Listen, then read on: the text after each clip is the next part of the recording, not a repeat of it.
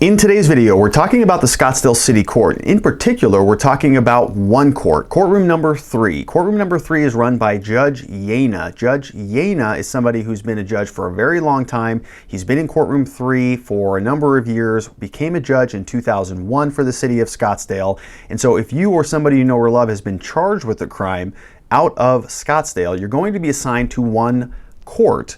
Today, we're not talking about any other court in Scottsdale except courtroom number 3 with Judge Jejna. Judge Jejna is how you say his name. Some people say Jenja, some people say Jenga, some people say anything. I don't know where they come up with the names, but it's Judge Jejna. Now, regardless of that, hopefully you're not going to have to be speaking to the judge. Hopefully you have an attorney do it for you. But if you're going to be going into courtroom number 3 on your own, here's a little bit more information about Judge Jejna. So first and foremost, he became a judge in Scottsdale in 2001. So he's been doing it for quite a long time.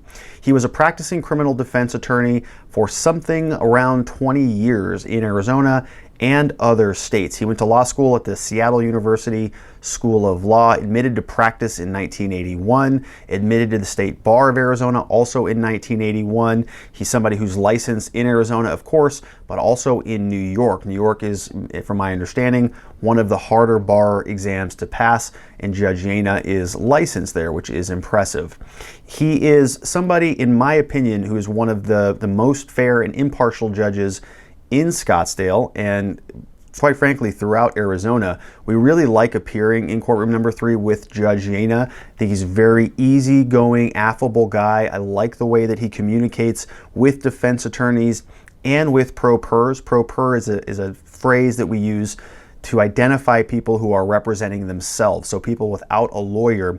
Sometimes judges can be very kind of abrasive with pro pers. Sometimes they can be too accommodating, where they just let people who are representing themselves go off on tangents and just kind of meander around in long soliloquies and just kind of go on and on and on and drone on and on and on.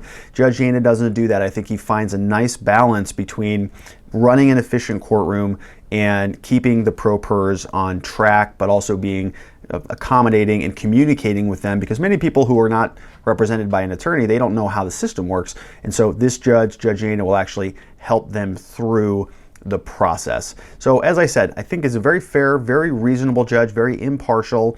Some people have concerns about judges based on their background. So judges who are former prosecutors, many defendants have concerns about that. They'll say, well, if this judge was a prosecutor, he's probably a true believer. That means I'm going to get a harsher penalty. Judge Jejna was not a prosecutor. Judge Jejna was on the other side of that coin, so he was a defense lawyer. So then the prosecutors have issues with that. The prosecutors say, well, he's a defense lawyer, so he believes in a strong defense and he believes in those things, and they'll think that that might bias him. I have never experienced that, in my opinion, and neither have any of our attorneys here. And we've never experienced where Judge Jejna is actually too biased towards the defense or the other way. Some attorneys or some judges who used to be defense attorneys will overcompensate for that. So we have also seen that as well, where there'll be prior defense lawyers, they'll take the bench, and then suddenly they'll be very, very hard on the defense because they're trying to sort of equalize themselves. They're trying to weigh out that past and kind of balance their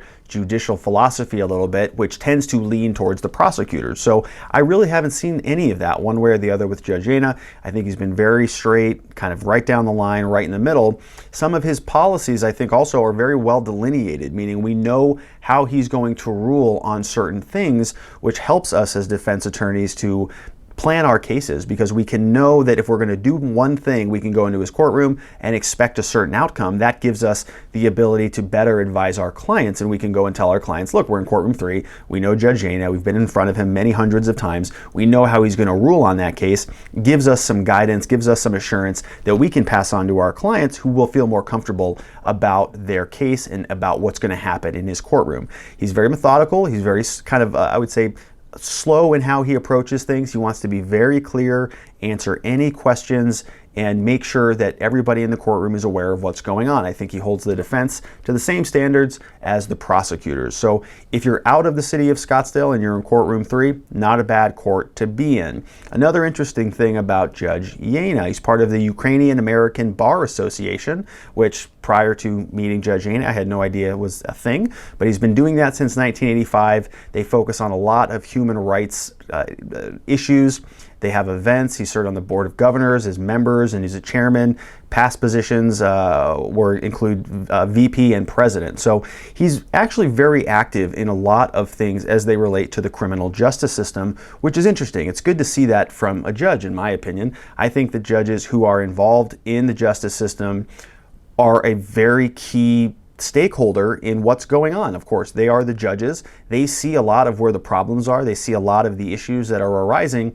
And so when I see judges get involved in actually making change or promoting change, I think that's a good thing, because obviously they're at the forefront of a lot of these issues. And so when we can get them involved in helping to address and bring some reform across the board, whether that's in defense-based activities or prosecution-based activities, law enforcement activities, I think it's good. And as long as it's open and as long as we know what those judges are doing, and of course, Judge Jejna is involved in the Ukrainian American Bar Association, and he's holding events that address human rights issues. And so I think that's good to use your position to go out there and advocate.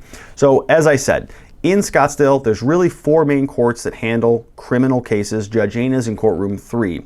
In some other courts and in front of some other judges, particularly in justice courts in Arizona, Scottsdale is a city court. There are justice courts where we will encourage people, depending on the judge, to file what's called a notice for a change of judge. Judges don't like that I actually inform people about that, but that's just part of the rules. It's part of the rules that we have here in Arizona, that you have a right to change your case from one judge to another judge. In certain situations, we recommend that. If you're in Courtroom 3, we don't recommend that. Courtroom 3 out of the Scottsdale City Court is a good courtroom to be in. It's very fair. I think you'll have a good experience in front of this judge. You may not like the outcome, but you'll get a very fair shake. Now, if you're facing criminal charges out of the city of Scottsdale and you want some help with that, our team can do that. We can go to court for you. In most situations, we can waive your presence so that you don't have to go to court for a vast majority of the entire case. So you can continue to work, continue to go to school, do what you need to do, allow us to go into court for you, and see what we can do to make your case go away or get you a much better outcome than you're facing at the outset. And so you will not have to even interact with Judge Jejna at all. If you are going to be representing yourself, just keep in mind, like any other court, when you go into court, you have to have proper decorum. You need to dress appropriately. You need to speak appropriately. It's yes, Your Honor, no, Your Honor, not yeah, sir, yeah, or you know, whatever, using that kind of loose language.